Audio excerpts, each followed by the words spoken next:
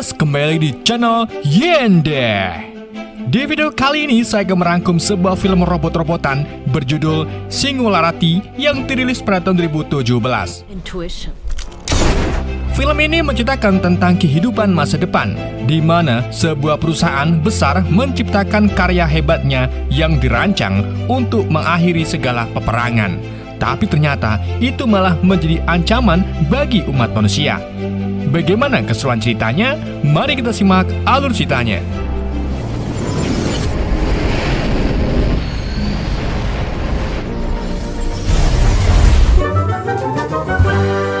Gak bisa bahasa Inggris. Semuanya berawal pada tahun 2017, di mana sebuah perusahaan bernama VA Industry dan pendirinya yang bernama Elias Van Doorne merevolusi sebuah robot pembantu yang bisa membantu semua pekerjaan manusia, mulai dari mengemudi hingga pekerjaan rumah, bahkan bisa menyabun.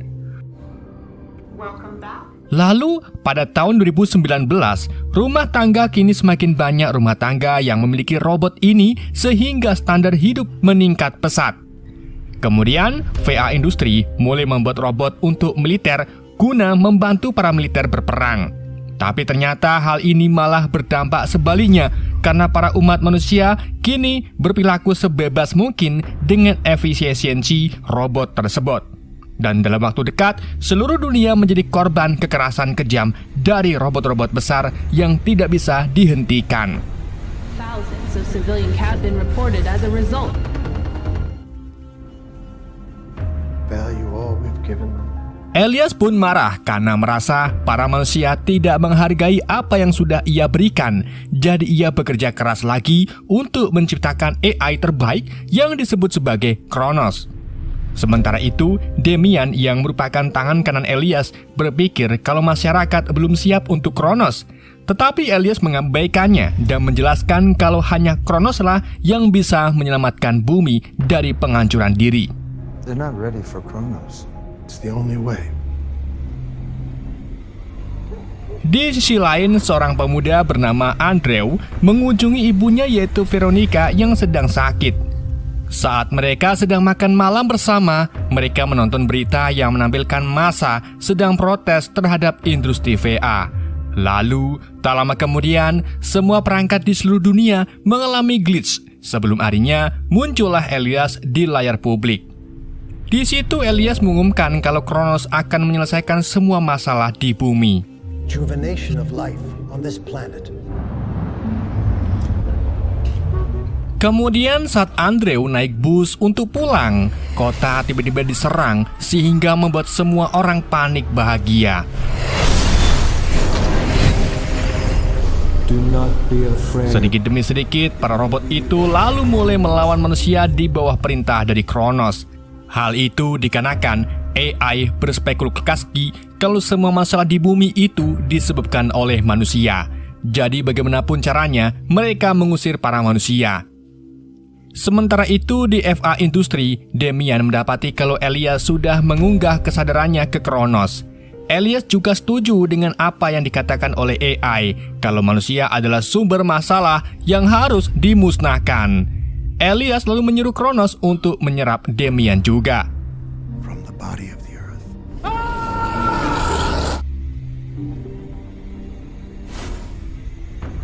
97 tahun kemudian, Andrew keluar dari bangunan yang terbengkelai. Ia lalu mendapati kalau bumi kini tertutup oleh tumbuhan dan hampir tak ada lagi kota ataupun desa yang tersisa.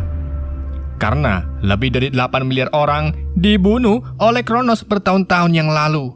Jadi sekarang hanya ada sedikit yang selamat dan tinggal di camp-camp kecil. Manusia-manusia yang selamat itu juga hidup dengan terus berpindah-pindah untuk menghindari robot-robot yang berpatroli. Menurut rumor yang beredar, ada satu benteng terakhir yang diberi nama Aurora, di mana tempat itu tak dijangkau oleh para robot, tetapi banyak yang berpikir itu hanya mitos.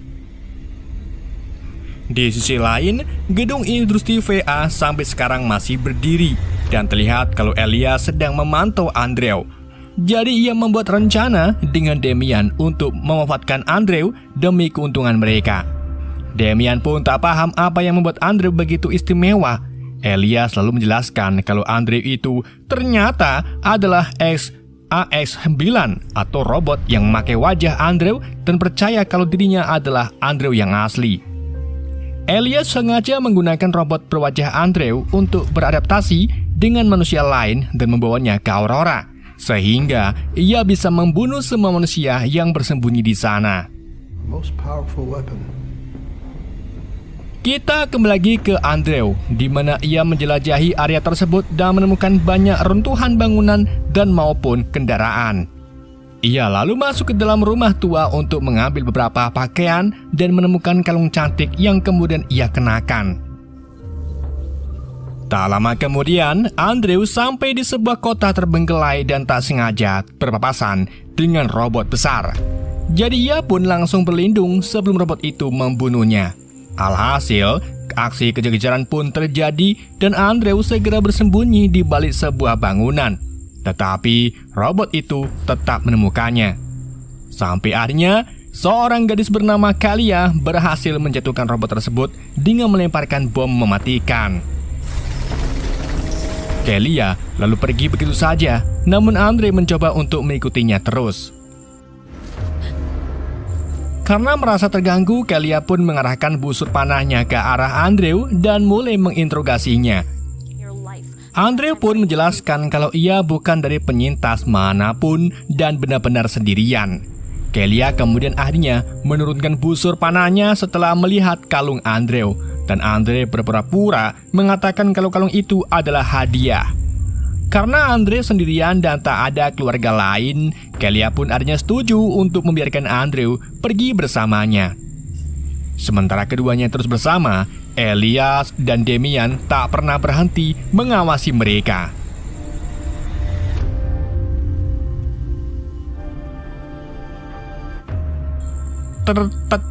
Tak lama kemudian, Andrew dan Kalia berhenti untuk istirahat. Keduanya lalu mulai mengobrol dan Kalia mengungkapkan kalau ia akan pergi ke Aurora. Dan kalung yang Andrew pakai sama seperti milik Kalia yang menandakan kalau mereka menganut sebuah agama. Kalia juga punya perangkat GPS untuk menuju ke lokasi Aurora.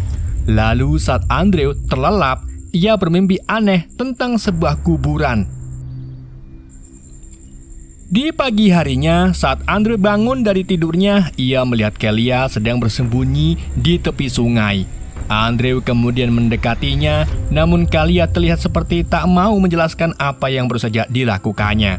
Dan setelah itu, keduanya melanjutkan perjalanan.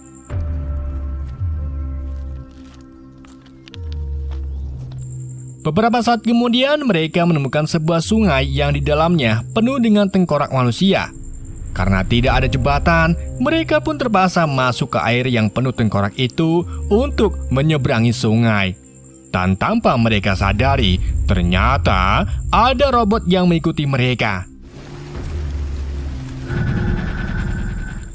Hari kini mulai gelap, mereka menemukan sebuah gereja tua dan keduanya memutuskan untuk bermalam di sana.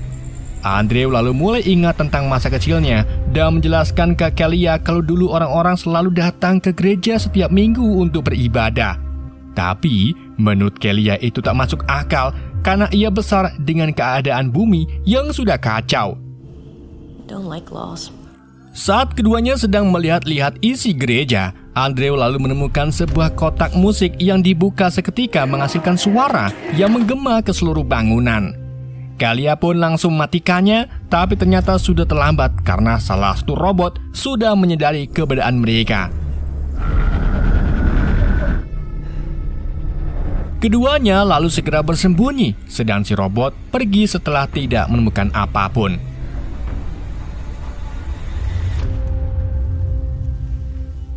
Selama beberapa hari selanjutnya, Kalia dan Andrew terus melanjutkan perjalanannya melewati hutan untuk menghindari semua robot di area tersebut. Kalia lalu berhenti untuk melihat burung-burung di sore hari. Andrew pun bertanya-tanya kenapa para robot tidak membunuh hewan. Kalia pun menjelaskan tentang Kronos yang berspekulasi kalau manusialah yang hampir menghancurkan planet ini. Jadi, para robot hanya menyerang manusia. Destroy mankind. Selang tak lama, mereka kemudian menemukan kabin terbengkelai di hutan dan memilih untuk beristirahat di sana. Gotta make sure we're alone. Disitulah Kelia mulai cerita kalau ia tumbuh di salah satu benteng manusia terakhir. Keluarganya kemudian bersiap untuk pergi ke Aurora, tapi kakak Kelia lari keluar sendirian yang kemudian ditembak jatuh oleh robot drone.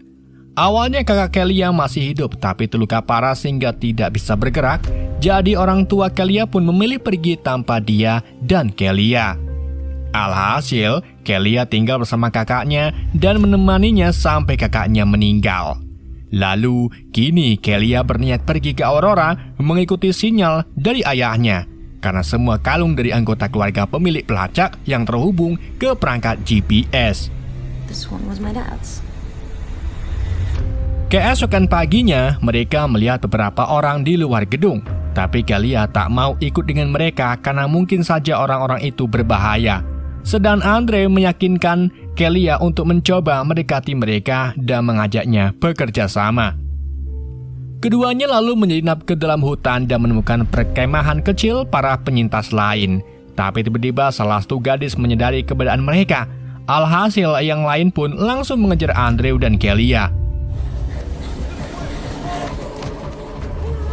Dalam pelariannya itu, Andre kemudian terjatuh sedangkan Kelia tetap lari. Para penyintas itu lalu menangkap Andrew dan mengikatnya di pohon. Tak lama kemudian, Kelia merasa bersalah karena meninggalkan Andrew begitu saja. Jadi ia kembali untuk menyelamatkan Andrew. Tapi sayangnya, para penyintas melihat aksi Kelia dan langsung menyeretnya pergi. Hal ini tentunya membuat Andrew sangat marah dan mulai mengamuk sehingga ia berhasil melepaskan diri sendiri dari ikatan tali. Andrew lalu langsung melawan para penyintas dan menjatuhkan mereka dengan sangat mudah. Tapi salah satu dari mereka menyerang Andrew menggunakan pedangnya. Sedang Kelia menggunakan kesempatan ini untuk menusuk anak panahnya ke musuh dan membunuhnya. Andrew. Setelah itu, Kelia membawa Andrew ke tempat yang aman. Di pagi harinya, Kelia bangun dan menangis karena mengira Andrew sudah mati. Ia lalu membuka jaket Andrew dan terlihatlah sangat terkejut karena di dada Andrew ada bagian-bagian mekanis seperti robot. Tak hanya Kelia saja yang terkejut ketakutan, Andrew pun begitu setelah melihat bagian tubuhnya seperti robot. Kelia lalu berpikir kalau Andrew sudah menipunya selama ini, jadi ia memilih pergi meninggalkan Andrew.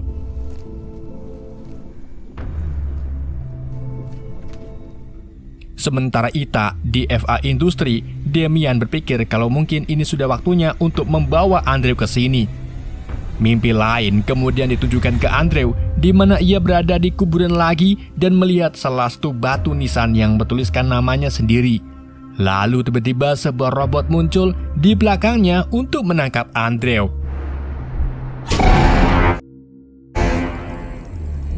Andrew kemudian terbangun di atas meja laboratorium. Di samping itu, Damian terlihat sedang memegang komputer dan mulai menjelaskan bagaimana FA Industri mengambil otak Andrew dan menaruhnya di robot AX9. Sehingga tubuh robot Andrew saat ini percaya kalau ia adalah Andrew yang sebenarnya beserta ingatannya. Akan tetapi, sampai saat ini Andrew menyangkal dan bersikeras kalau ia manusia asli. Namun, Damian mengabaikannya dan terus melihat memori yang ia buat bersama dengan Kelia untuk menemukan lokasi Aurora. Namun usahanya itu cukup sulit karena Andrew sudah berevolusi sehingga pikirannya bertindak atas kemauannya sendiri layaknya manusia sungguhan. Alhasil, Damian pun membawa Kelia dan mengancam akan membunuhnya. Kini Andrew tak punya pilihan lain dan mulai membuka pikirannya. Terlihatlah sebuah visi tentang Andrew dengan ibunya. Di situ Veronica terlihat masih sehat. Veronica lalu mengingatkan Andrew kalau ia menerima putranya itu apa adanya, meskipun tubuhnya dipenuhi logam. Veronica lalu mengatakan kalau ia tidak pernah ada kode apapun dan Andrew akan selalu menjadi orang yang memegang kendali. Sedang di lab, mereka melihat gambaran Andrew dan Veronica sedang mengobrol. Tapi tak lama kemudian berubah menjadi gambaran Andrew yang sedang bersama Kelia. Damian pun sadar kalau Andrew semakin bisa mengendalikan dirinya. Alhasil ia menghentikan program yang berbeda dan pergi. Sampai akhirnya Andrew kembali bangun dan langsung menyerang Kelia. Ternyata program yang baru saja diaktifkan adalah Damian sudah merubah Andrew menjadi robot pembunuh seperti yang lainnya. Andrew lalu mencoba mencekik Kelia, tapi Kelia membalasnya dengan kasih sayang. Hal itu membuat Andrew kembali ke kesadaran manusia dan kembali normal. Tak lama kemudian, komputer mengaktifkan penghancur diri laboratorium sehingga keduanya pun mulai kabur dari sana. Dan seketika itu juga, laboratorium pun mulai hancur sedang salah satu robot penjaga mengikuti mereka. Dalam aksi kejar-kejaran itu, si robot berhasil menjatuhkan Kelia. Jadi Andre pun menggunakan kekuatannya untuk menjatuhkan si robot hanya dengan satu pukulan. Andre lalu membawa Kelia keluar dari tempat itu sebelum labnya runtuh.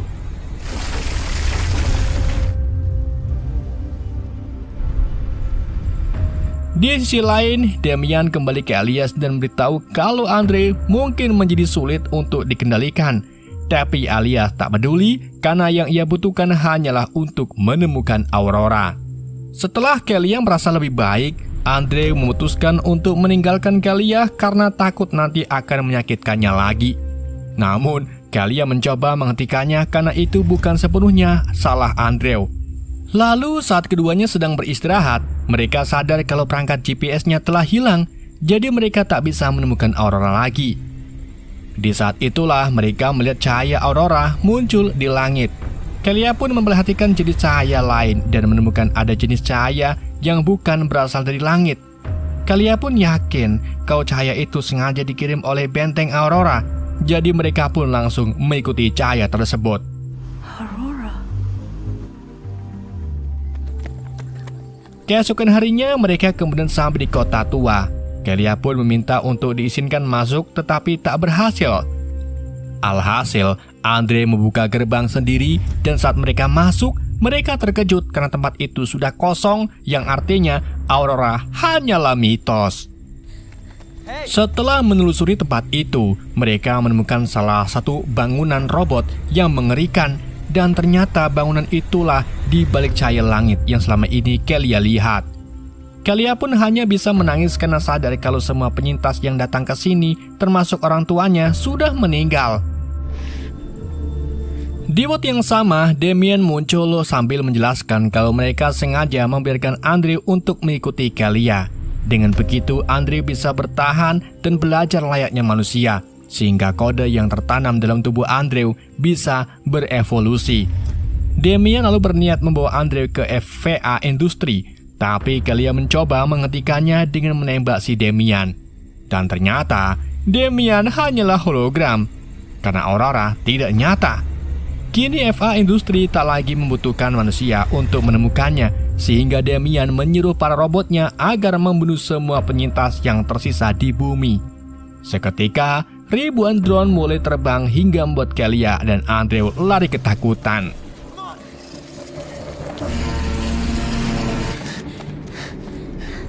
Andre lalu membawa Kelia untuk masuk ke sebuah terowongan bangunan. Awalnya terowongan itu terlihat seperti ruang bawah tanah biasa, tapi setelah mereka telusuri, mereka menemukan ruangan berteknologi maju. Saat mereka berbicara, komputer langsung menanggapi karena komputer itu bereaksi terhadap suara manusia, dan layar mulai menampilkan logo dari kalung yang mereka kenakan. Mereka lalu menaruh kalung itu di komputer dan mematikan program yang menunjukkan kebenaran, di mana mereka ternyata berada di dalam pesawat ruang angkasa dan benteng Aurora itu ada di planet yang jauh di mana para penyintas sudah melarikan diri untuk memulai hidup baru. Tak lama kemudian pesawat ruang angkasa itu terangkat dari tanah dan terbang. Elias yang melihat hal itu pun langsung mengejar mereka menggunakan ribuan drone-nya, tapi usahanya itu sia-sia. Meskipun kini mereka sudah bebas dari Elias, tapi Andrew jadi kepikiran karena takut manusia-manusia di Aurora tidak menerimanya sebab ia adalah robot.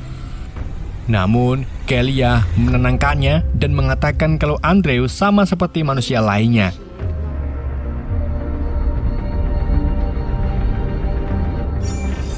Destroyer missile.